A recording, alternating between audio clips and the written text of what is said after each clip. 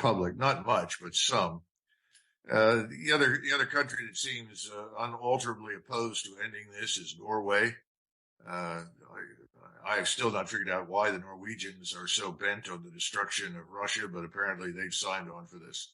The problem with all of it, of course, is that there was never any strategy, coherent strategy with a specific strategic end state that was attainable. I mean, making these sweeping statements, we won't quit until Putin is removed from power or dead. We won't stop until Russia is defeated in Ukraine. These are ridiculous statements that have no basis in fact, have no possibility of occurring. So that puts you in the uncomfortable position when you've made these ridiculous statements publicly to where you cannot retreat from them. And so London, Paris, Berlin, Washington are having enormous difficulty figuring out, how do I retreat from these outrageous demands and still look reasonably intelligent and competent? Well, the answer is you can't, without admitting that you were wrong. And this is the biggest problem of all. Russia was not isolated, could never be isolated. Russia's economy is doing extremely well. It would do better without the war, but it's still doing very well. It has no shortage of trade partners, and much of what Russia provides to Europe is still finding its way to Europe through clandestine and illegal means offered by other countries that are willing to provide the middleman. The whole thing is a travesty. The Russians, who initially went in exclusively for the purpose of reaching some sort of agreement with the West about Eastern Ukraine, about the breakaway republics, discovered that we weren't interested in a solution. We were interested in destroying them. And so they have now mobilized. They've built this enormous force. They're poised to attack. The Ukrainians are falling apart. The question is, what are we going to do? And I think we're not going to do anything until the Russians are probably just across the river from Kiev in great numbers, prepared to cross the Dnieper River and go west. I wish it weren't so, but I think that's where we are. The Russians are going to have to make it unambiguously clear that our outrageous demands make no sense. And at that point, there's a real chance that the Europeans will diverge from us, because Europe is really being hurt by this war. Everybody in the West is being hurt, but the Europeans most of all. Their economies, their populations have no interest whatsoever in going to war with Russia. If you look at the polling data, they're overwhelmingly for a negotiated settlement. So the bottom line is, how long does this last? It lasts until the Europeans really can't stand it anymore, and we begin to see some European governments fall. We've already seen things change in Italy. Mr. Macron's position is not that strong, but the real weak link at this point is Berlin. And one wonders how much longer Mr. Scholz can hold on to his job. We had, 50,000 protesters in Berlin over the weekend against the war. And somebody said, well, there were still 10,000 that came out to support the war. Well, I think that's a good demonstration of just where we are.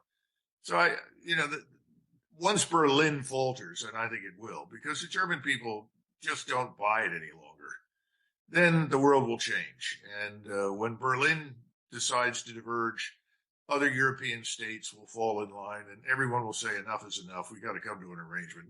All wars in Europe, at least for the last 500 to 1,000 years, have been settled with some sort of territorial adjustment, an exchange of land, and so forth. So that's what's got to happen. But again, neutrality for whatever remains of Ukraine, and that's a good question right now. We don't know what will remain of it, because more than 10 million Ukrainians have left. There were already 2 million working in the EU before the 10 million left the country. All the Ukrainians that are being interviewed as they came out of Ukraine have all said, we will never go back. Now we add the numbers of casualties, which are horrific, and there are any number of different interpretations of numbers, but the numbers on the Ukrainian side are very large. Maybe as many as 200,000 dead by now, another 400,000 wounded. Most of these are people that will not recover from their wounds. They will be permanently disabled. So this has got to come to an end. I don't think there's much disagreement about it. But Mr. Zelensky is our puppet, and he's not going to give up or change his tune until we do. And we're not prepared to do it. So there's your answer. Okay. Two-part question here. So the United States media continues to say Putin is crazy and he doesn't have an off ramp for getting out of this. But we also see that maybe the United States doesn't have an off ramp for getting out of this. Does this have something to do with Putin's intel saying this thing will be over in 3 days, and Joe Biden's intel saying this will be over in 3 days, and now here we are at the 1 year anniversary? I think on the Russian side, it wasn't so much of an intelligence failure as Mr. Putin was convinced that the Western allies would ultimately negotiate with him once he made it clear that he was serious. Remember, he's been talking about halting the advance of NATO for almost 20 years. This is not a new topic. He's gone to various Munich security conferences, given speeches, and made it clear that the Russians will not accept NATO's encroachment on its borders. I always find it fanciful that people say, well, the Russians invaded Georgia. Well, the Russians went into Georgia because we were there, and we began making noises suggesting that Georgia, of all places, would become part of NATO. Again, he said, look, Ukraine is off limits. That touches us. We have a strong historical relationship with Ukraine. If you insist on turning this into an extension of NATO and threatening us, we will answer in kind. And so ultimately he did that. Where he miscalculated, in my judgment, was twofold. First, he said, I'm going to have a negotiating partner. I think he grossly miscalculated the attitude, not just in Kiev, but in London and Washington and Paris. But remember, this is also the same man who was unaware that we had lied to him during the Minsk Accords. Remember, the Minsk Accords were designed to address most of these concerns. Central to the whole Minsk Accords business and to his objections has always been Ukraine's unwillingness to treat Russians as equal citizens before the law in Ukraine. Instead, they've said, either you convert and become Ukrainian, you abandon your language, your culture, and identity, or you can't stay. And they embarked upon this horrible Ukrainianization. And the two republics were taken under fire. They began lobbing artillery into those areas almost immediately after the coup in Ukraine in 2014. So they killed 14,000 people in that area long before Mr. Putin ever intervened. So his point is very valid. They were already at war with us. We were just not at war with them. So yeah, he miscalculated on those scales, and he sent in a very small force. He gave instructions to his officers, please don't do anything that will make a peace settlement impossible. We want to live with the Ukrainians. They are brother Slavs. They are Orthodox Christians. His generals shook their heads and said, this is not going to work very well. And he said, well, those are my orders. Minimize collateral damage, minimize casualties. It didn't work. On the Washington side, I live here, and so I've talked to lots of people, and I think they were extraordinarily arrogant. And they assumed that, oh, Mr. Putin will never do this. He'll never use force. If he does, it'll be the end of Russia, and he knows that. Well, that was always wrong.